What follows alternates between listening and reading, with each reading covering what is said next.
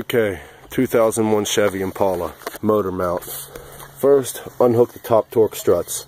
A lot of people mistake these for motor mounts. They're actually torque struts. Jack the car up, supported on jack stands. All you will need is 15 millimeters socket to take off. Well, if you look from the side here, you'll see where I'm at. There's a subframe right here. There's a hole here, and there's a hole right here. You take them two bolts out. All they are is 15 millimeter nuts. Then I used cardboard for my jack to jack the engine up using the oil pan after these bolts were removed. I removed the side wheel, the front passenger side wheel. You'll see the oil filter and the harmonic balancer right here. Okay, now you jack it up and you'll watch the motor mounts lift up like I have them right now because I just jacked it up.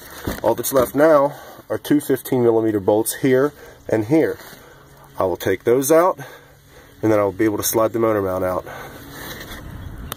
Alright, I'm in here on the passenger side and you can see right there, that's my 15 millimeter socket sitting on top of there. You're going to want a nice flat ratchet. This ratchet here is too thick. This one's nice and thin. You see how much thinner it is than that one?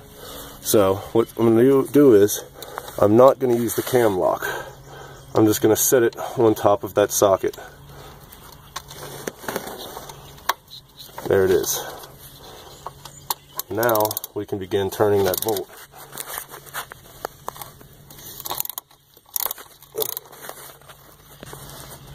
Same thing for the other side right here. There's a lot of grease I'm dealing with. I set my socket on top of that nut right there, and I just set it down on the top there. I don't use the cam lock feature. You begin turning. You get the point. So I keep turning, and you'll see the motor mount right there start to lower a little bit. Oh, what's left of the thing at least. It'd probably be easier if you use a 1/4 inch drive ratchet, because you can't fit a deep weld socket in here. But there it went. You see that? Motor mount popped out the bottom there. And as you can see, there's not much left of this thing. It's all chewed up. So I got the bottom bolts off already. I'm going to try to pull it out the top. Actually, I'm going to jack the jack up a little bit more to make the engine just a little higher. Okay, I just gave it a few pumps. Get it a little bit higher. Now we see if we can get this motor mount out. So it turns out I'm going to have to remove the two bolts for this side of the upper stability bar because the alternator is busting up against it. So I'm using a 13 millimeter to get that off quick. I have a small mess of ratchets, so I don't have to keep switching sockets.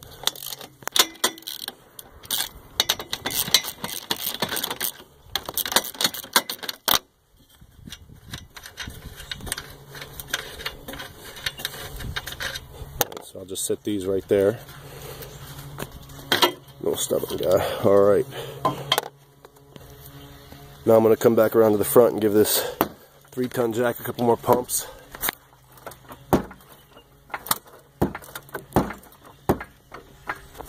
Half pumps. Then back down here to the side. If we can see if we can pull that motor mount out now.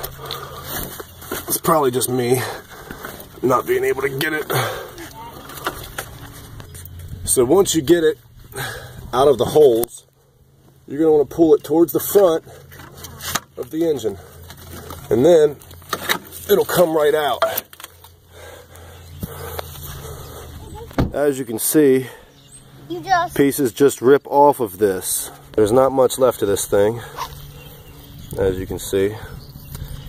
Good thing these two bolts are held in by a piece of steel right there, because that rubber would not have done the trick any longer. And here's my new one, right here. Got it off the internet for $30. Can I see it? Hang on a minute. This is my daughter Clarity. She likes to help me with my car. This is what they're supposed to look like. You see the new one? You see this post here? You can't really make it out too good, but there's no rubber pieces ripping off. I can't move these with my hand. Unlike this one, I can definitely move these with my hand. You can see that, and then this one, just solid. I hate getting new parts greasy, but they're going to get greasy on their own. So as far as the side goes, there's not much problem here. But I'm going to put it back in now. And how I'll be doing it is exactly how I pulled it back out. Daddy, can I hold? So these are kind of directional.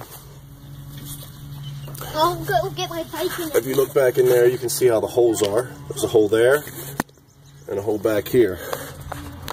It's going to slide into the car in this position, not this position. You want that little hole that's off to the side to go on the front, right there on the front, and then on the back it goes right in the center. So it's going to go in like this. First, just pull these lines right out of the way. They're not very secure on anything. If they were supposed to be, mine weren't. Then back here, you're going to set them out just like this. That's how it's going to go down in there. Now, I'm going to have to see how, sorry, it's going to go down in there like that. I'm going to have to see how my engine will line up as I lower it. I might have to install it on the top first.